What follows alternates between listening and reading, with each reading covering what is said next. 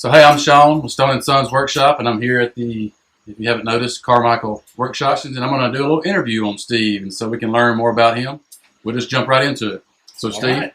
Yep.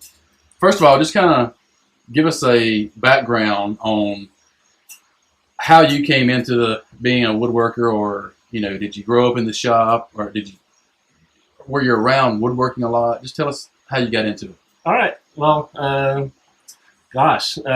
my dad, he always did woodworking and metalworking. And when I was a kid, there were always tools around that he used, and I was always watching him build things or fix things. He did a lot of car repair stuff. So a lot of times I was holding the light for him in the dark. And actually, the light is right up there on my pegboard that I used to hold for my dad. So, but it was a lot of watching him and what he did. And while he wasn't around, I would go out there and mess with the tools and play with them myself. He did show me how to use some things, but it was more like while he was at work, I went out into a shop and just started playing with things and figuring stuff out. Now, was that a no-no, or was he okay with that? Because I tell my sons, I say, look, you don't go in my shop unless daddy's here. Of course, they're young, but... Yeah. I don't really remember, but it seemed like I was always careful not to mess with the dangerous stuff, just on my own. Like I could tell when something was dangerous and just kind of avoid it, Yeah. So, but a couple of things I got down on my shelf up here. This is one of the first tool sets my dad got for me. And it was a kid's hammer and screwdriver and stuff. But the only thing that's left of it is this little blue saw. Wow. You've used that thing Yeah, quite a bit, you can huh? tell. I wore it out and the handle's all broken. Look at this, got sawdust falling out of it. Yeah. But, I remember trying to use this to cut little, like, 1/4-inch plywood and stuff. That is so cool. It was very difficult to cut with this saw. And it's like all bent because, it kept catching and it would bend and, But I've got that. That's cool. And then after that, I remember my dad, first power tool he let me use was this Craftsman jigsaw. And this is the actual one. That's the real deal, huh? Yeah, and it's chrome, I guess. Is that chrome or steel or what? I don't know. Yeah, it's heavy. Man, it is heavy. And I don't know if it works. You want to hold it while I plug it in? Not really. But I don't know. It probably would still work. That is awesome. That thing is really heavy. Yeah. So I used this to make a ton of stuff, just cutting wood. I don't even remember what I made. But yeah, this was the really the first power tool I used. And So that's kind of how you got started with these tools here? And it just progressed from there, I guess. After that, as I got older, he had a little 3-wheel Craftsman 10-inch bandsaw, which is actually under my workbench here. But I'm not going to pull that out. Yeah. But that's when I realized, hey, these power tools actually make it easier to cut wood. After trying to cut it with this little toy saw and then moving to that jigsaw and then moving to that bandsaw, that was like, wow, this is easy. So the hand tools were out the window. Yeah. Okay. From that point on, I was using the bigger tools. So learning through woodworking and being around the tools, was there any one tool that you were like, I don't know if I want to try that, or did it make you nervous? Was it the table saw? I mean, what kind of tool were you nervous about learning to use? It's got to be the lathe, and I didn't start using that until recently, like within the last couple of years. Yeah. And I'm not sure why. I think it has to do with you put your workpiece on it, and the workpiece spins. So the workpiece is moving, but the cutter is still, which is like opposite of all the other tools, because usually the tool's moving and your workpiece is still, and you're moving the workpiece into the moving tool, Yeah. So it's kind of a different It is kind of backwards concept than what we're used to with traditional tools, I guess. Yeah. And then other than that, I've got these 8 lathe tools, and I didn't know which one to use for what. or how to use it, or how to hold it, or how to, cut into the wood with it. So it's a learning experience, just trying each one out and figuring out how it cuts. Getting into YouTube or just woodworking in general, who was your inspiration to get into that? I discovered YouTube woodworkers because someone had given me a cedar log, and I was trying to figure out what to do with it. So one day I just searched YouTube for what to make with a log or something, and Steve Ramsey popped up.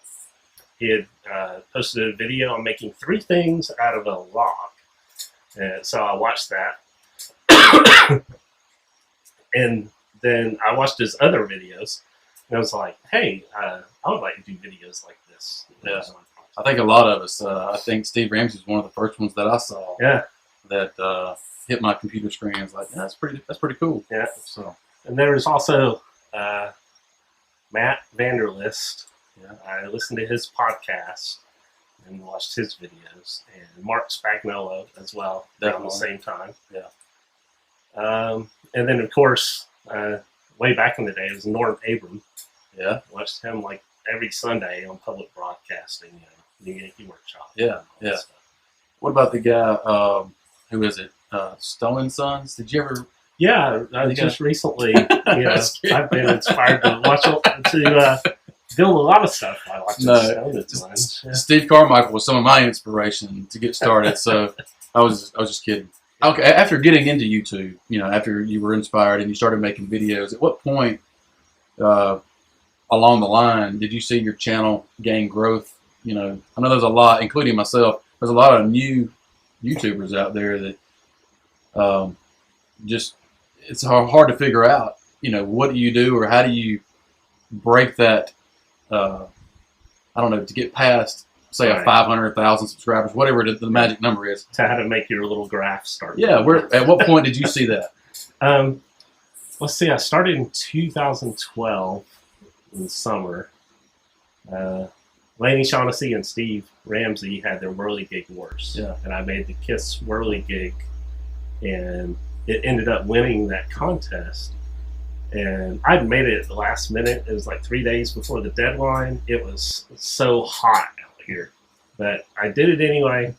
Ended up winning that contest, and then I had to post a video for the contest. Yeah. So that was really my start into videos. But from that point forward, I did try to do a few new videos every month. And it was after about a year, in middle of 2013, I made the sub sandwich out of a 2x4. Yeah. And then I put that video out on August 18th.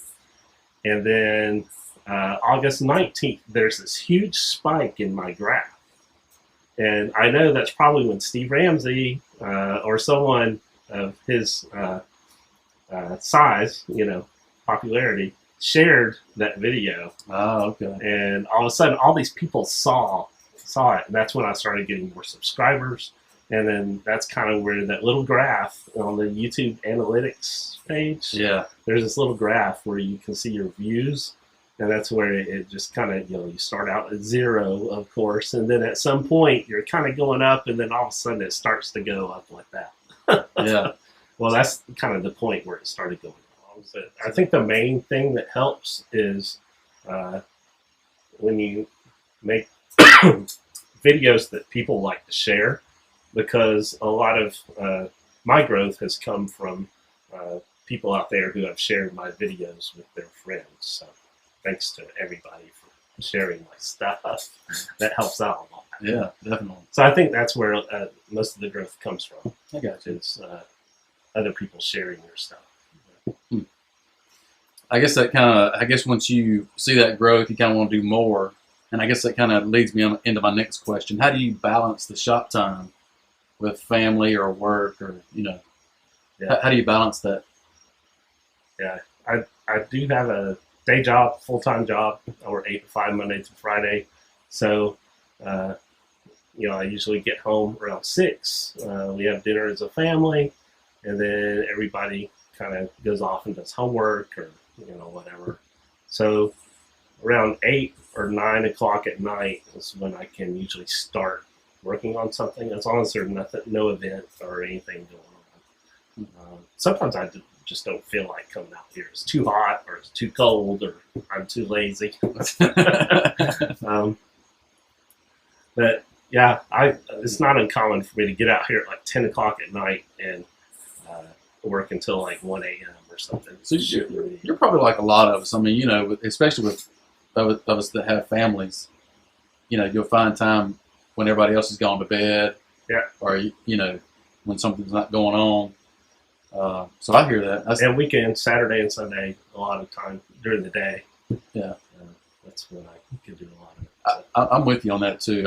And I like to, when the times that, my kids can get out there in the shop with me, I like to get them out there involved because they're hilarious. They have fun. Yeah. It makes for a good time. I like watching that too. So do more of that. Yeah, I definitely will. Yeah. The last question I have is, can I wear your wooden crown that you made? To me, that was one of the most interesting projects that I've seen you make. Thanks. And I just want to put my hands on it. Yep, I've got 3 of them now. So I'll go get them, bring them all out here, and we'll see if any of them fit. They're all different sizes. All right. But that project, it was for Dominic Bender's tree challenge, where you can make whatever you want out of a piece of a tree. So I took the cedar log, and I had no idea what it was going to look like, or if it would be too brittle or just fall apart. I sliced it up into boards and ended up making this crown, and the colors just... I know, it looked amazing. Yeah, I was so surprised at the colors inside of this log. How did you come up with making a crown? I'm constantly looking at things that I see, throughout the day, and thinking, could I make that out of wood? Yeah. Instead of whatever it's made out of, can I make it out of wood? Like a sandwich, instead of a sandwich, make it out of wood. But I'm always, if I need to buy something, I'm always thinking, can I make that instead of buying it? So that's where that came from. At the end of the video, I was like, this guy just made a crown out of a log. Yeah. Who does that? And then I go and I Google it, and I see if anyone else has made like a wooden crown. And if not, then I know I'm kind of onto something that no one's seen before. So I like this project. Cool. I'll go get them. Let's see which one fits. Let's do it. So this is the one that I saw you made the video. Yeah, this is the one that came from the log. Yeah. And that is just the amazing. colors are so cool on that. Yeah. So can I try this on? Is it like... Yeah, see if it fits. Is it sacred or... Don't force it. Okay. All right. Yeah. My head is not a circle, so I don't think it's going to fit. Right. Don't feel bad. I got the same problem. Okay. So I did try to squeeze it on for a picture on my Facebook page. So if you're not following me on Facebook, you'll want to do that. So I put pictures on there that I don't put on YouTube. So yeah, this one doesn't fit either of us. So. It's cool. So tell us about these two. Well, the original idea for this, it came out of a buddy of mine in our Gwinnett Woodworkers Association. Mm-hmm. Asked me to do some kind of scroll saw class. So I was trying to think of what I could make with a scroll saw, because I have a little Craftsman 13-inch scroll saw that uses pin blades. So I can't really do very much fine work with it. Mm-hmm. So that's kind of where I came up with doing the crown. Once I had the idea, I thought that's something I could make with a scroll saw. So, nice. I did a class, and I wanted to have some more to show, so I made a couple more. This one, I wanted to do more harsh angles and points and make it real sharp and edgy looking. Whereas this one was more, free flowing and not very pointy. So is this pine? Yeah, this is pine. And what about the diamonds here? Those are purple heart. And there's a little purple heart thing up here under the cross. But yeah, all of it's pine. So this one is even smaller than that one. Okay. So there's no way it'll fit my head then. No. I have a big head. Yeah. Yeah, it's not gonna work. I think both have big heads. Now this one, I thought it would be cool to do something with contrasting woods. That's nice. And on a lot of crowns, you see these symbols, you know. Mm-hmm. So I thought I would incorporate that. And I wanted to add a little more of the jewel kind of thing with the dots and the diamonds. That's very cool. And at first, I was just going to do like the walnut pieces and glue those together. But that was even smaller than these other two. So then I thought, well, I'll just insert some maple blocks and kind of arch into them. And that made it bigger than these other two. So maybe this one will fit. Let's try this. Yeah, we have a winner. There you go. It fits. All right.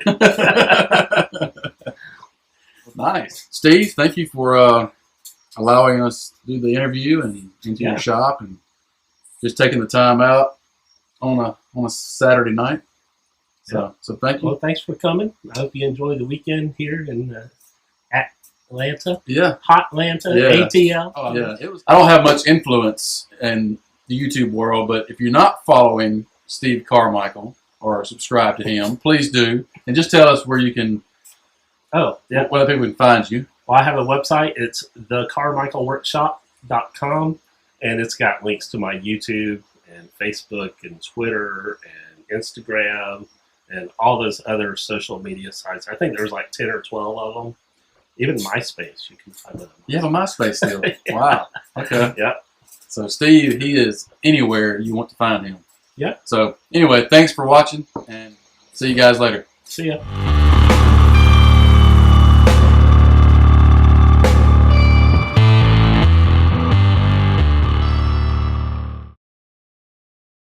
So yeah, this is the one I saw, the video you made, right? All right. You'll start that out. Yeah. We should leave that in there. This is the video for these two. Hi, welcome to the Carmichael Workshop, and I made these two extra crowns.